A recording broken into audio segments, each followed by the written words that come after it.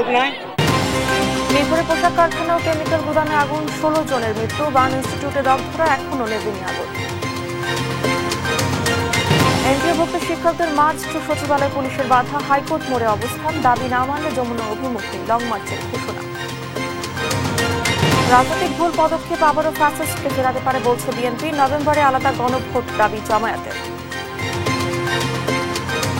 ভুলের কারণে, রাজনৈতিক কোন ভুল পদক্ষেপের কারণে আমরা যেন আবার সেই ফ্যাসিস্টদের নির্যাতনের কবলে না পড়ি। তারা সময় ক্ষেপণে বিজয় অর্জন করেছে। আমরা সবাইকে গণভোটে তারা সহ নেওয়ার সাথে আমরাও বিজয়ী হয়েছি। প্রতীক নিয়ে মুখোমুখি এনসিপি, নির্বাচন কমিশন শাপলা দেওয়ার সুযোগ নেই জানালেন সচিব, বিকল্প দেখছেন না সার্জিস আলম। এবং এএফসি এশিয়ান কাপ বাছাই এবার হংকং এর সঙ্গে 1-1 গোলে ড্র করল বাংলাদেশ, মূল পর্বে খেলার আর কোনো সুযোগ থাকলো না। আমন্ত্রণ সংবাদ রাতে, দেখছেন শিরোনামগুলো, সঙ্গে আছি আমি ডানা ইসলাম। রাজধানী মিরপুরের শিয়ালবাড়িতে গার্মেন্টস ও কেমিক্যাল গোডাউনে লাগা আগুনে অন্তত 16 জনের প্রাণহানি ঘটেছে। গুরুতর দগ্ধ অবস্থায় বার্ন ইনস্টিটিউটে চিকিৎসাধীন বেশ কয়েকজন। আগুন নেভাতে কাজ করছে ফায়ার সার্ভিসের 8টি ইউনিট। হাসান আল মাহমুদের প্রতিবেদন, জানাচ্ছেন আলী আক্কাস আকাশ।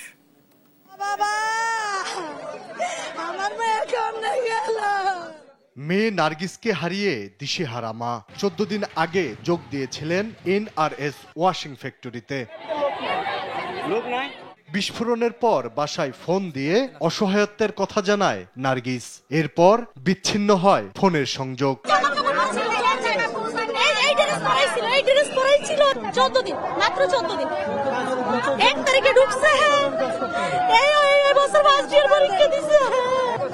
এগারোটার দিকে আমি কল দিছি, আমি বাড়িতে পাচ্ছি না, আগুনের জ্বালা। এরপরে আবার 10 মিনিট পরে কল দিছি, কিন্তু নিউজে কোনো খবর হয় না। এই পর্যন্ত ফোন বন্ধ, অনেক বই আছে। অনেকে এসেছেন স্বজনের খোঁজে, ছবি হাতে ছুটছেন এপাশ ওপাশ, যদি পাওয়া যায় কোনো সন্ধান। বাড়ি নয়, অনেকে যারা ফোন নিয়ে গেছে, যারা মার কাছে ফোন দিছে, অনেকে মার কাছে ফোন দিয়ে কইতেছে, তো আমরা আজকে চাইলে দেবো, আর আমরা মুখ দেখতে পারবো না। ফোন থেকে দেখতেছিলাম যে প্রচুর কালো ধোঁয়া উঠতেছে, তো পরবর্তীতে সাথে 999-এ কল দিছিলাম। ওরা বললো যে এর মধ্যে খবর গেছে যে তাদের কাছে তারা একটা ইউনিট আমরা এসে পাইছি। মঙ্গলবার বেলা 11:30টায় হঠাৎই ঘটে বিস্ফোরণ। এরপর কেমিক্যালের ধোঁয়ায় চারদিক আচ্ছন্ন হয়ে পড়ে। প্রচন্ড গ্যাস এবং কার্বন ডাই অক্সাইডের পরিমাণ বেড়ে যাওয়ায় ধোঁয়ার কারণে ভিতরে যাওয়া যাচ্ছে না। আমি বাসা থেকে যখন গ্যাস সিলিন্ডার বাস্ট হয়, সেটা বিকট একটা শব্দ হয়। ওই শব্দে তখন আমি নিচে নেমে আসি, বা আমার বাসা বারান্দায় আসি। প্রথমে আসার পরে গিয়ে দেখলাম যে লোকজনের ছুটোছুটি। ফায়ার সার্ভিস কর্মীরা জানান, গার্মেন্টসের ছাদ তালাবদ্ধ থাকায় এবং বিস্ফোরণের ফলে বিষাক্ত গ্যাস ছড়িয়ে পড়ায় আগুন লাগার পর কর্মীরা নিরাপদ আশ্রয়ে যেতে না পারায় হতাহতের সংখ্যা বেড়েছে। এই গার্মেন্টসটির উপরে যেই আমরা যে ছাদটা দেখেছি, সেই ছাদটা টোটালি টিন শেড। এই ছাদে যে উপরে যে গ্রিলের একটা দরজা ছিল, 2টা তালা মারা ছিল। এই কারণে উপরের দিকে আপনার যেতে পারে নাই। এবং নিচের দিকে আপনারা জেনে থাকবেন যে পরিমাণ কেমিক্যালের যে বিস্ফোরণটা হয়েছে প্রথম দিকে, সেটার ফ্ল্যাশ ওভারে টক্সিক যে গ্যাসটা, মানে সাদা যে ধোঁয়াটা, টক্সিক, অত্যন্ত টক্সিক, এটা ইনহেল করার কারণে আকস্মিকভাবেই হয়তো এতজন ওনারা সেন্সলেস হয়ে মৃত্যুবরণ করেছেন। এর আগে ঘটনাস্থলে আসেন উত্তর বিএনপির আহ্বায়ক আমিনুল হক। বলেন, আবাসিক এলাকায় কেমিক্যাল কারখানা থাকার সুযোগ নেই। দলের পক্ষ থেকে, বাংলাদেশ জাতীয়তাবাদী দলের পক্ষ থেকে, এবং আমি আমাদের এই দুর্ঘটনাটি আমাদের মাননীয় ভারপ্রাপ্ত চেয়ারম্যান জনাব তারেক রহমানকে অবগত করেছি, এবং তিনি তাৎক্ষণিকভাবে নির্দেশনা দিয়েছেন যে সরেজমিনে গিয়ে এটার পরিস্থিতি কি রয়েছে সেটা তাকে জানানোর জন্য। পুরো এলাকায় উৎসুক মানুষের ভিড় নিয়ন্ত্রণে বেগ পেতে হয় আইন শৃঙ্খলা বাহিনীকে। আলী আক্কাস আকাশ, দেশ টিভি, ঢাকা। মিরপুর শিয়ালবাড়িতে ভয়াবহ আগুনে দগ্ধদের চিকিৎসা চলছে জাতীয় বার্ন ইনস্টিটিউটে। হতাহতের খবর জানাতে সরাসরি যুক্ত হচ্ছেন সহকর্মী ফরুক বাবু। ফরুক, বার্ন ইনস্টিটিউটে কতজন চিকিৎসা নিচ্ছেন? দগ্ধদের অবস্থা নিয়ে কি বলছেন চিকিৎসকরা, জানাবেন।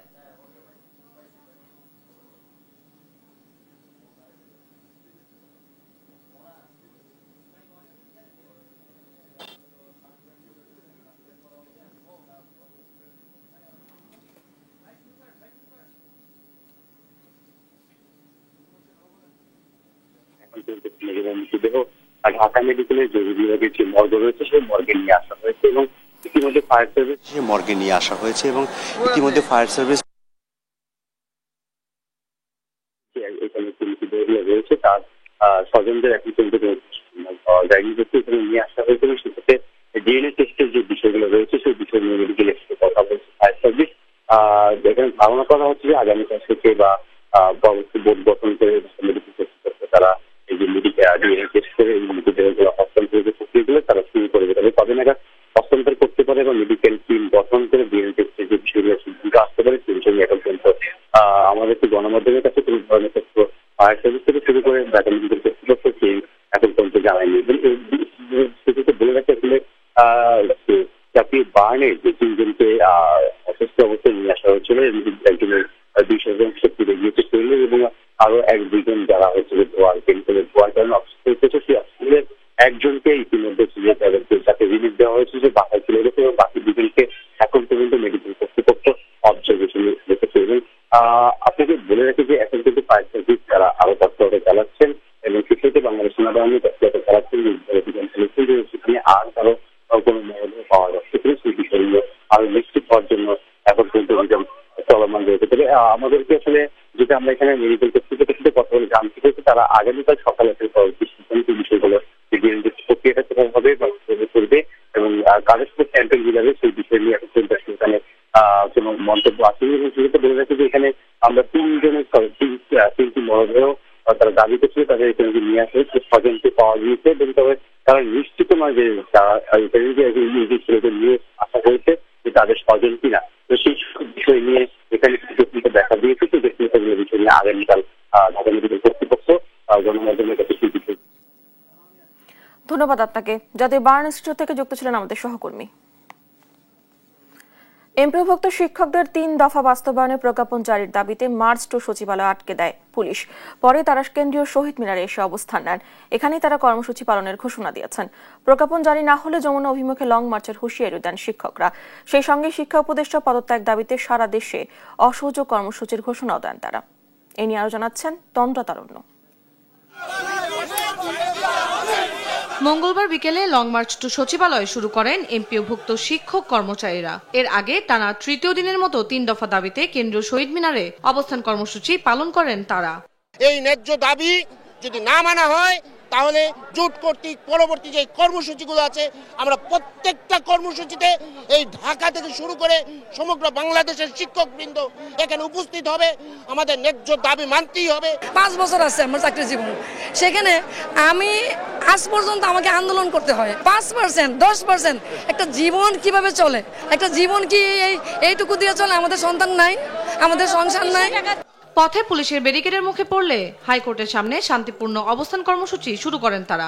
এত কষ্ট করে আমার ছাত্রদের সাথে থেকে আন্দোলন করেছি, আজকে আমরা আমাদের ছাত্রদের ঠেকায় রাখছি বলে আমরা যদি বলি আমাদের ছাত্ররাও আমাদের সাথে নেমে আসবে, আমাদের সাথে এইখানে যুদ্ধ করবে। আমরা আশ্বাস শুনতে চাই না, বহু আশ্বাস শুনেছি বিগত দিনে, আর আশ্বাস না শুনে আমরা প্রজ্ঞাপন নিয়ে আমরা আসলে শিক্ষক ছাত্র পড়াতে চাই, আমরা রাজপথে ঘুরতে আসার জন্য আসে নাই।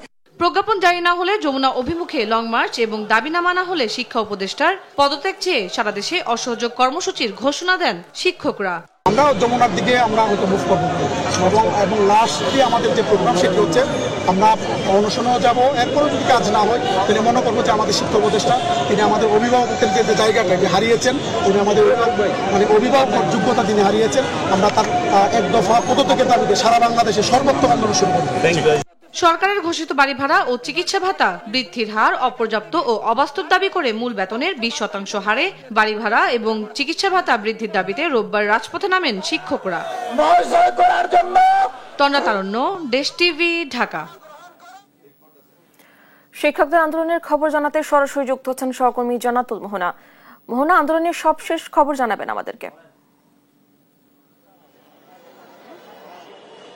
আপনারা জানেন বিকেলে এখানকার যারা আয়োজক রয়েছেন বা যারা আহ্বায়ক রয়েছেন এই আন্দোলনে তারা জানিয়েছিলেন তারা ঠিক হাইকোর্ট মাজার গেটের সামনে অবস্থান করবেন, কিন্তু সন্ধ্যার কিছুক্ষণ পরেই তারা তাদের যেই চিন্তা ভাবনা ছিল সেটা বদলে ফেলে এবং এরপরেই তারা হাইকোর্ট মাজার গেট ছেড়ে ঠিক শহীদ মিনার প্রাঙ্গণে এসে জড়ো হন এবং শহীদ মিনার প্রাঙ্গণে তারা উপস্থিত আছেন। আপনাদের দেখাতে চাই যে যেহেতু হাইকোর্ট মাজার রোড গেট জায়গাটি যাতায়াত করে থাকে প্রচুর মানুষজন এবং সেখানে যানবাহনের যানজটের সৃষ্টি হওয়ার একটি এবং জনভোগান্তি হওয়ার একটি সুযোগ থাকে, সেই জন্যই তারা এই উদ্যোগটি নিয়েছেন বলে জানিয়েছেন এবং এখানে সারা রাতই অবস্থান করবেন।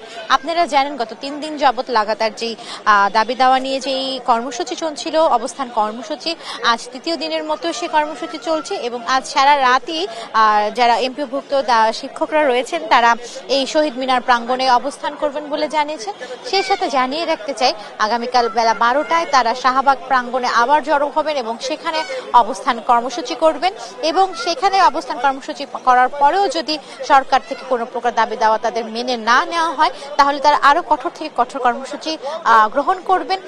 সেই কঠোর থেকে কঠোর কর্মসূচির অংশ হিসেবে তারা এরপর যমুনা অভিমুখে লং মার্চ করার কথা জানিয়েছেন। আপনারা জানেন যে আজ বেলা 4টার মধ্যে প্রজ্ঞাপন জারি না করলে সচিবালয় মুখে একটি লং মার্চের কথা ছিল, কিন্তু সচিবালয় মুখে যাওয়ার পথেই হাইকোর্ট মাজার গেটে পুলিশি ব্যারিকেডের সম্মুখীন হন এমপিওভুক্ত দাবি দেওয়া নিয়ে কর্মসূচিরত শিক্ষকেরা এবং আমার সামনে একজন শিক্ষক রয়েছেন, তাকে আমরা জিজ্ঞেস করতে চাই যে আপনি একটু জানাবেন যে আপনাদের পরবর্তী কর্মসূচি কি? আমাদের পরবর্তী কর্মসূচি হলো আগামীকাল শাহবাগে অবস্থান করা যতক্ষণ পর্যন্ত আমাদের দাবি আদায় না হচ্ছে। আমাদের মূলত 3টা দাবি। প্রথম দাবি হলো 20% হারে বাড়ি ভাড়া দেওয়া, দ্বিতীয় দাবি হলো চিকিৎসা ভাতা যেন 1500 টাকা দেওয়া হয় এবং তৃতীয় দাবি হলো কর্মচারীদের 75% যেন উৎসব ভাতা। আপনাকে জানতে চাই যে ধরেন আপনারা তো সারা রাতে খোলা মাঠের মধ্যে অবস্থান করছেন, তো এখানে আপনাদের কোনো সমস্যা হচ্ছে না বা কষ্ট হচ্ছে না? আসলে কষ্ট হলো আমরা এখানে এসেছি হলো আমাদের পেশাগত অধিকারটা আদায় করার জন্য এবং আমাদের যৌক্তিক দাবিটা যেন আমাদের শিক্ষা উপদেষ্টা তার আমলে নিয়ে আমাদের ন্যায্য দাবিগুলো পৌঁছে দেয়, কারণ মানবতার জীবনযাপন আমরা করছি এবং এর থেকে আমরা মুক্তি চাই। আপনাদের দাবি যদি মেনে না হয় এত কর্মসূচি পালন করার পরেও? সেই ক্ষেত্রে আমাদের যে কেন্দ্রীয় নেতা দেলোয়ার আজিজ স্যার উনি যেই নির্দেশনা দিবেন তা আমরা অনুসরণ করব। শুনছিলেন যে একজন শিক্ষক জানাচ্ছেন যে এখানকার অবস্থান কর্মসূচির কথা যে যতক্ষণ পর্যন্ত না দাবি দেওয়া না মেনে নেওয়া হয় ততক্ষণ পর্যন্ত তারা তাদের নেতার কথা অনুসারে চলবেন এবং সেই অনুযায়ী পরবর্তী পদক্ষেপ গ্রহণ করবে। তো শহীদ মিনারের এখানে আমরা শহীদ মিনারের থেকে আমরা বলতে চাই যে শহীদ মিনারের এখানে আরো শিক্ষকরা আরো অবস্থান করছেন এবং সেই সাথে একজন আহ্বায়কও আছেন এইখানকার। আমরা তার সাথে একটু কথা বলতে চাই। অধ্যক্ষ মাইনুদ্দিন সাহেব, তা আপনার কাছে জানতে চাই যে আপনাদের পরবর্তী কর্মসূচি? আগামীকাল আমাদের কর্মসূচি 2টি। শাহবাগ আমরা অবরোধ করব। আপনি জানতে চাই যে ধরেন এত লাগাতার কর্মসূচির পরেও যদি যদি আপনার দাবি না মেনে নেওয়া হয় তখন কি হবে? এত না শুনছিলেন যে শহীদ মিনার প্রাঙ্গণ থেকে শিক্ষকরা তাদের দাবি দেওয়া নিয়ে এবং পরবর্তী কর্মসূচি কি হবে তা নিয়ে জানাচ্ছিলেন। তো এই ছিল শহীদ মিনার প্রাঙ্গণ থেকে আমার কাছে সর্বশেষ সংবাদ। মোহনা, ধন্যবাদ আপনাকে। শিক্ষকদের আন্দোলনের খবর জানাচ্ছিলেন আমাদের সহকর্মী। রাজনৈতিক কোনো ভুল পদক্ষেপ আবারও ফ্যাসিস্টের দুঃশাসন ফিরিয়ে আনতে পারে বলে সতর্ক করেছেন বিএনপির মহাসচিব মির্জা ফখরুল ইসলাম আলমগীর। আর গণতন্ত্র পুনরুদ্ধারে বিএনপি জনগণের পাশে আছে বলে জানান দলটির স্থায়ী কমিটির সদস্য ডক্টর এজেড জাহিদ হোসেন। এদিকে নির্বাচন বিলম্বিত করতে নভেম্বরে গণভোট চাওয়া হচ্ছে বলে অভিযোগ করেন বিএনপির সিনিয়র যুগ্ম মহাসচিব রুহুল কবির রিজভী। নিয়াজ মোর্শেদের প্রতিবেদন। মঙ্গলবার সকালে জাতীয় প্রেস ক্লাবে কোরআন অবমাননা ও মহানবীকে নিয়ে কটূক্তির ঘটনায় প্রতিবাদ সভা করে ওলামা দল। সভায় বিএনপির সিনিয়র যুগ্ম মহাসচিব রুহুল কবির রিজভী বলেন, জাতীয় নির্বাচনের প্রস্তুতিতে ব্যাঘাত ঘটাতেই নভেম্বরে গণভোট দাবি করা হচ্ছে। যদি নভেম্বরে গণভোট করেন এইটার জন্য যে প্রস্তুতি, তাহলে আপনার জাতীয় নির্বাচন, সংসদ নির্বাচন, তার জন্য প্রস্তুতি, এটা তো এক ধরনের বিশৃঙ্খলা তৈরি হবে।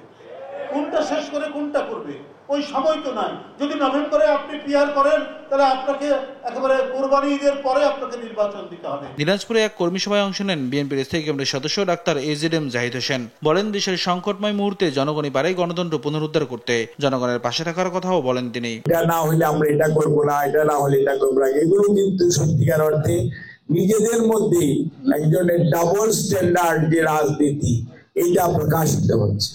এই অবস্থায় আমার মনে হয় আমাদের দল সবসময় জনগণের শক্তির উপর আস্থাশীল। ঠাকুরগাঁও সদর উপজেলা ও রোহিয়া থানা বিএনপির বর্ধিত সভায় যোগ দেন দলের মহাসচিব মির্জা ফখরুল ইসলাম আলমগীর। বলেন, রাজনৈতিক ভুল পদক্ষেপের কারণে আবারও ফ্যাসিস্টের কবলে পড়তে পারে দেশ। ভুলের কারণে, রাজনৈতিক কোনো ভুল পদক্ষেপের কারণে আমরা যেন আবার সেই ফ্যাসিস্টদের নির্যাতনের কবলে না পড়ি, অর্থাৎ ফ্যাসিস্টদেরকে আমরা আর ফেরত দেখতে চাই না। গণভোট প্রসঙ্গে মির্জা ফখরুল বলেন, জাতীয় নির্বাচনের দিনই গণভোটের পক্ষে বিএনপি। গণভোটের ব্যাপারে আমাদের অবস্থান আমরা জানেন, আমরা যে আমাদের যে কমিশন, সংস্কার কমিশনে আমরা বলেছি যে একদিনেই যে নির্বাচন হবে সেই দিনেই আমরা গণভোটের প্রস্তাবে রাজি হয়েছি, অর্থাৎ যে বিষয়গুলো আমরা একমত হয়েছি সেই বিষয়গুলো নিয়ে আমরা গণভোটে জনগণের কাছে যেতে পারি। ফেব্রুয়ারিতে জাতীয় নির্বাচনের মাধ্যমে দেশের রাজনৈতিক ও অর্থনৈতিক ভবিষ্যৎ নির্ধারিত হবে বলেও মন্তব্য করেন বিএনপি মহাসচিব। নিয়াজ মোরশেদ, দেশ টিভি, ঢাকা। সরকারের কোন কোন উপদেষ্টা ষড়যন্ত্রে লিপ্ত এমন অভিযোগ করে জামায়াত ইসলামের নায়েবে আমির সৈয়দ আব্দুল্লাহ মোহাম্মদ তাহের বলেছেন, সংশোধন না হলে তাদের নাম জনসম্মুখে প্রকাশ করা হবে।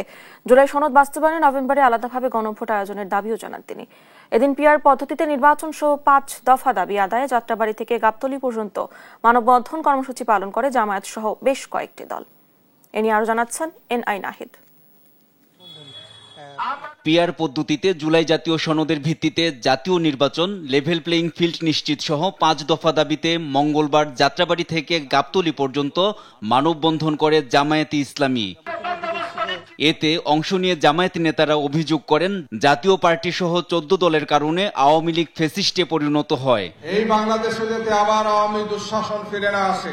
বিগত সরকারের যারা গুম খুনে জড়িত তাদের বিচারের আওতায় আনার দাবিও জানান জামায়াত নেতারা।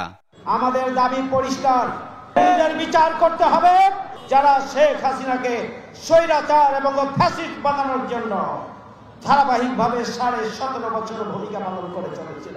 আর বিএনপি ঐকমত্য কমিশনে ইচ্ছে করে সময়ক্ষেপণ করেছে বলে অভিযোগ করেন জামায়াতের নায়েবে আমির সৈয়দ আব্দুল্লাহ মোহাম্মদ তাহের।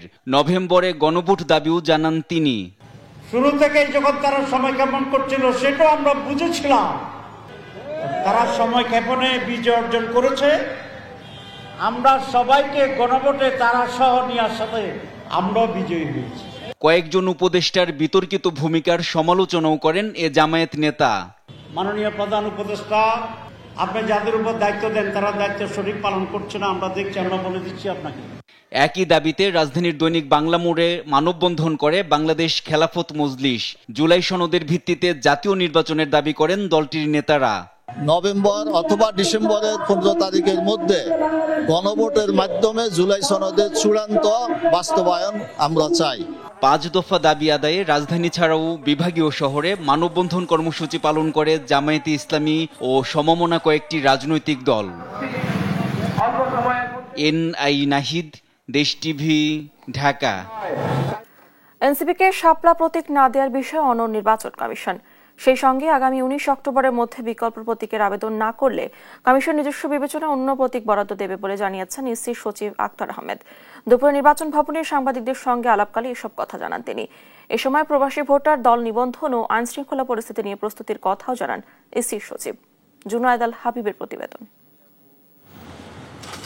আগামী জাতীয় নির্বাচন ঘিরে দল নিবন্ধন, প্রতীক বরাদ্দ ও প্রবাসী ভোটার তালিকা প্রণয়ন সহ নানা প্রস্তুতিতে ব্যস্ত সময় পার করছে নির্বাচন কমিশন। মঙ্গলবার নিয়মিত ব্রিফিংয়ে ইসি সচিব আক্তার আহমেদ বলেন, এনসিপি যদি আগামী 19 অক্টোবরের মধ্যে বিকল্প প্রতীকের প্রস্তাব না দেয় তাহলে কমিশন নিজস্ব বিবেচনায় দলটিকে নতুন প্রতীক বরাদ্দ দেবে। শাপলার বিষয়ে নির্বাচন কমিশনের অবস্থান একই, যেহেতু নির্বাচন পরিচালনা বিধিমালায় এটা নাই, অর্থাৎ দেওয়ার সুযোগ নাই। আমরা একটা চিঠি দিয়েছি ওনাদেরকে যে আগামী 19 তারিখের ভিতরে ওনারা বিকল্প ওনাদের চাহিত প্রতীক জানাবেন। যদি এটা 19 তারিখের ভিতরে না জানান তাহলে স্বীয় বিবেচনায় নির্বাচন কমিশন এ বিষয়ে প্রতীক সিদ্ধান্ত নেবে। এছাড়া আগামী 20 অক্টোবর সেনা, নৌ ও বিমান বাহিনী সহ আইন শৃঙ্খলা রক্ষাকারী বাহিনীর সঙ্গে বৈঠক করার কথা জানান সচিব। আর প্রবাসীদের ভোটার তালিকায় অন্তর্ভুক্ত করতে 11টি দেশে নিবন্ধন কার্যক্রম চলমান বলেও জানান তিনি। এরই মধ্যে প্রয়োজনীয় নির্বাচনী সরঞ্জামও কমিশনে পৌঁছানোর তথ্য জানানো হয়। আমাদের যে সমস্ত নির্বাচনী সামগ্রী দরকার সেগুলো আমাদের সংগ্রহে এসে পৌঁছেছে। প্রবাসীদের ভোটাধিকারের ব্যাপারে আপনারা জানেন যে এখন পর্যন্ত আমরা 11টা দেশে এই কার্যক্রম শুরু করেছে, নিবন্ধন কার্যক্রম। আগামী নভেম্বরে ভোটারদের জন্য বিশেষ অ্যাপ চালুর পরিকল্পনার কথা জানানোর পাশাপাশি 12টি দলের বিষয়ে অধিকতর তদন্ত সাপেক্ষে আগামী সপ্তাহে চূড়ান্ত সিদ্ধান্ত আসতে পারে বলেও জানান তিনি। জুনায়েদ আল হাবিব, দেশ টিভি, ঢাকা। আগামী নির্বাচনে শাপলা প্রতীক নিয়ে নির্বাচনে যাবে এনসিপি, এমনটাই জানালেন জাতীয় নাগরিক পার্টি এনসিপির উত্তরাঞ্চলের মুখ্য সংগঠক সাজিস আলম। মঙ্গলবার দুপুর নেত্রকোনার বড় বাজারে দলের সমন্বয় সভায় এই কথা জানান তিনি। বলেন, আগামীতে কারা সরকার গঠন করবে সেক্ষেত্রে নির্ণায়কের ভূমিকায় থাকবে এনসিপি। সাজিস আরও বলেন, অন্তর্বর্তী সরকারের অন্যতম ব্যর্থতা হচ্ছে তারা ফ্যাসিস্ট কাঠামোর সঙ্গে সরাসরি সম্পৃক্ত। গণঅভ্যুত্থানের পর কয়েকজন পালিয়ে গেলেও পুরো ফ্যাসিস্ট কাঠামো এখনও টিকে আছে বলে জানান তিনি। শাপলা প্রতীক পেতে এনসিপির কোনো আইনগত বাধা দেখিনি। আমরা মনে করি যে নির্বাচন কমিশন অভ্যুত্থান পরবর্তী বাংলাদেশে তাদের জায়গা থেকে এই স্বেচ্ছাচারিতা আচরণটা করবে না এনসিপির সাথে। আমরা প্রত্যাশা করছি অবশ্যই আমরা শাপলা প্রতীক পাবো এবং শাপলা প্রতীক নিয়ে আগামীর যে নির্বাচন সেই নির্বাচনে অংশগ্রহণ করবে। আগামীর বাংলাদেশের গণতান্ত্রিক উত্তরণের পথে এনসিপি খুবই গুরুত্বপূর্ণ ভূমিকায় থাকবে এবং আগামীতে কারা সরকার গঠন করবে এনসিপি সেক্ষেত্রে নির্ণায়কের ভূমিকায় থাকবে। এত বড় একটা অভ্যুত্থানের পরে এই যে ফ্যাসিস্ট কাঠামো, এই কাঠামোর কয়েকজন ফ্যাসিস্টের পতন ঘটেছে বা পালিয়ে গিয়েছে বা দেশ ছাড়া হয়েছে, কিন্তু পুরো কাঠামোটা বিলুপ্ত হয়নি। চট্টগ্রাম বিশ্ববিদ্যালয় কেন্দ্রীয় ছাত্র সংসদ চাকসু নির্বাচনে ভোট গ্রহণ আগামীকাল সকাল 9টা থেকে বিকাল 4টা পর্যন্ত চলবে ভোট গ্রহণ। ইতিমধ্যে সব প্রস্তুতি সম্পূর্ণ করেছে নির্বাচন কমিশন। অনুষদের 5টি ভবনে 15টি কেন্দ্রে হবে ভোট গ্রহণ। প্রতিটি অনুষদের ডিন, রিটার্নিং অফিসার ও বিভাগের সভাপতি প্রিজাইডিং অফিসারের দায়িত্ব পালন করবেন। কেন্দ্রগুলোতে থাকবেন নির্বাহী ম্যাজিস্ট্রেট। বুথে থাকবে সিসিটিভি নজরদারি এবং বাইরে এলইডি স্ক্রিনে দেখানো হবে ভোট গণনা। পরিস্থিতি স্থিতিশীল রাখতে নেওয়া হয়েছে 4 স্তরের নিরাপত্তা ব্যবস্থা।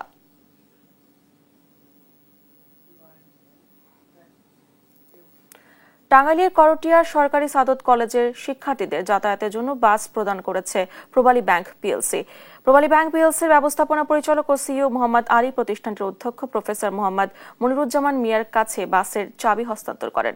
এ সময় অনুষ্ঠানে অতিথি হিসেবে ছিলেন কলেজ প্রতিষ্ঠাতা সদস্য ও সাবেক সংসদ সদস্য মোর্শেদ আলী খান পন্নী।